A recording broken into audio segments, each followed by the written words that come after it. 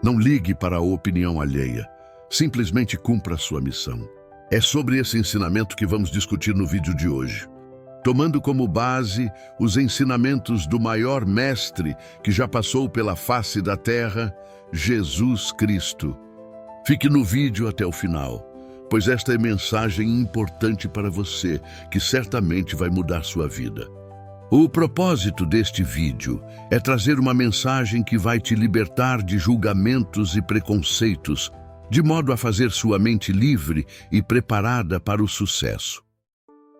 Muitas vezes nos deparamos com pessoas que nos menosprezam. Somos tomados por uma sensação incômoda ao percebermos que alguém nos diminui ou subestima nossas capacidades.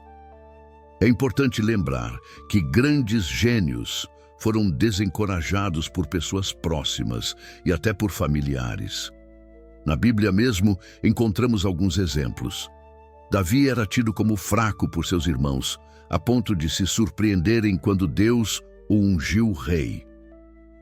Eles não conseguiam ver as qualidades incríveis de Davi, que Deus sim conhecia, já que penetrava em seu coração. Outro exemplo bíblico é José, tido por seus irmãos como arrogante, provavelmente sofreu muito por conta do julgamento equivocado de pessoas próximas a ele. Vejam só, seus irmãos provavelmente o achavam louco, um lunático, quando ele já se imaginava governante de uma nação. Imagine só se Davi ou José tivessem desistido de suas missões de vida por conta da opinião alheia de quem os desencorajava.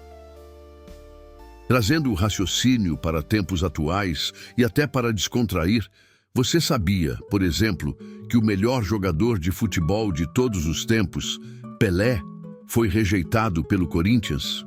Quando criança, o jovem craque foi apresentado ao time, sendo recusado pela comissão avaliadora.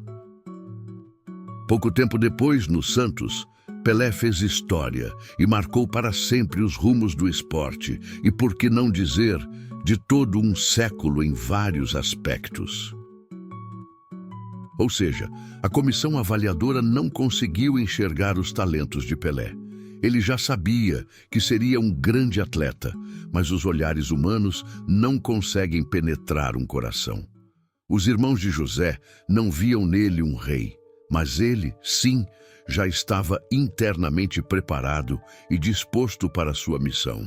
Davi, para os demais, era somente um garoto franzino que jamais seria imaginado como guerreiro e rei de Israel, mas Deus o capacitou e ele cumpriu sua missão. Vamos adiante citando o mestre dos mestres, Jesus Cristo. Na passagem do Cristo pela terra, são narradas na Bíblia várias ocasiões em que os próprios apóstolos desacreditaram de Cristo. Não há dúvidas de que eles o amavam e o serviam. Porém, até eles, convivendo diariamente com aquele homem fantástico, mesmo testemunhando seus milagres, às vezes duvidavam dele. Uma passagem interessante que revela isso acontece no Evangelho de Lucas, capítulo 21, versículos 5 a 7. Os apóstolos comentavam sobre um belo templo erguido em Jerusalém, decorado com ornamentos imponentes.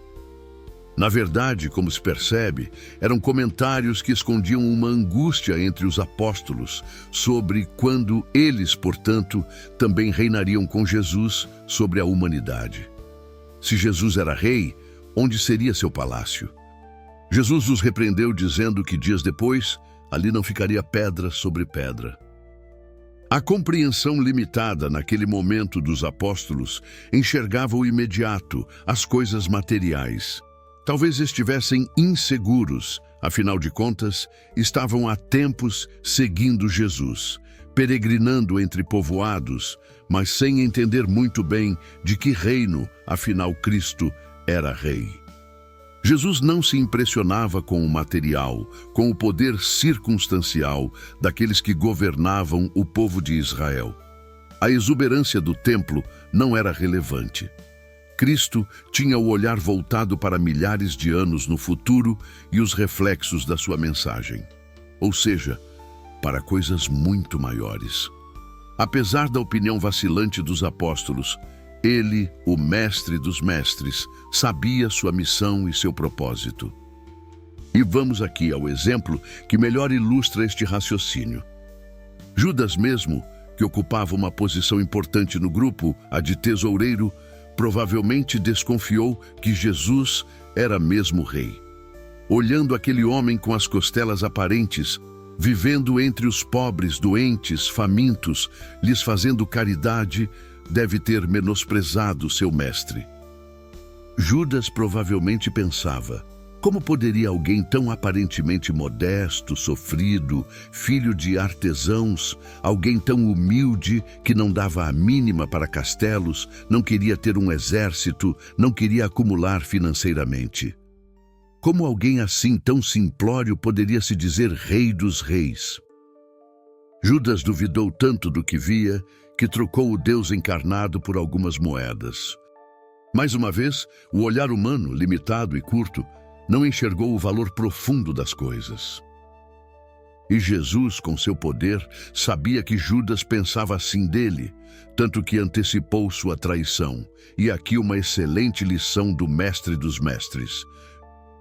Jesus foi tentar argumentar com Judas, tentar convencê-lo de que ele era, sim, o rei dos reis e poderoso. Jesus se ofendeu com Judas e foi lhe tirar satisfação.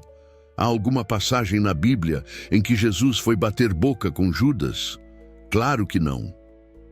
Jesus conhecia sua missão e seu propósito, e não se distraiu com a opinião alheia de pessoas que, por conta de suas limitações, não eram capazes de enxergar aquilo que ele estava vendo. Aliás, Cristo, ao antecipar a traição de Judas, só confirmou que aquele fato não o desviaria de sua missão. E assim foi feito. Os poderosos daquela época passaram. Seus castelos se transformaram em ruínas. Todos que na época o julgaram sequer existem, e sua palavra persiste e continua até hoje. Qual lição isso nos ensina? Não perca tempo com a opinião dos outros. Cumpra sua missão. A visão dos outros sobre você não determina o que você é ou do que você é capaz. Se você sente qual é seu propósito, lute por isso. Dedique-se e faça acontecer. Não para provar para ninguém, não para ter validação externa, mas para cumprir com o seu propósito diante da sua própria consciência. Isso traz liberdade e corta os drenos de energia nos quais muitas vezes nos pegamos. Às vezes queremos provar para nossos pais, para amigos, para familiares em geral, que eles estão errados sobre nós. Ou passamos muito tempo de nossas vidas tentando corresponder à visão deles de mundo, mas esquecendo da nossa própria. Passamos a ser escravos da aprovação alheia. E por mais que façamos, nunca será o suficiente, já que, na verdade, é impossível satisfazer a idealização das pessoas. Umas enxergarão você menor por não te entenderem, e outras irão além, te diminuirão, pois não querem ver você crescer e romper a um outro nível. Para pessoas mesquinhas, é confortante subestimar os outros, pois isso lhes causa uma sensação de falsa superioridade. Rompa com isso. Siga seu caminho. Não se preocupe com pessoas que não te entendem, não conhecem seu coração ou que são até traidores. Não gaste sua energia rebatendo essas pessoas. Se os apóstolos, mesmo vivendo com Jesus, não o entendiam, ou seja, se nem Jesus, que se comunicava brilhantemente, foi entendido de imediato por todos, quem dirá você? Siga em frente, cumpra sua missão. Esse é um ensinamento que podemos aprender observando o exemplo do próprio Jesus Cristo. Não se compare, não se lamente, nem se assuste com dificuldades momentâneas. Siga em frente, lute, trabalhe e surpreenda a todos que te subestimaram. A melhor resposta contra aqueles que nos veem menores é não sermos como eles. Tenha piedade. Saiba que todos nós somos limitados e nem sempre estamos abertos para compreender as coisas. Sendo assim, vá em frente, livre e despreocupado sobre a opinião alheia. Se essa mensagem fez sentido para você, deixe um comentário abaixo. Sua opinião sempre é muito importante. Muito obrigado por assistir o vídeo até aqui. Saudações e até a próxima.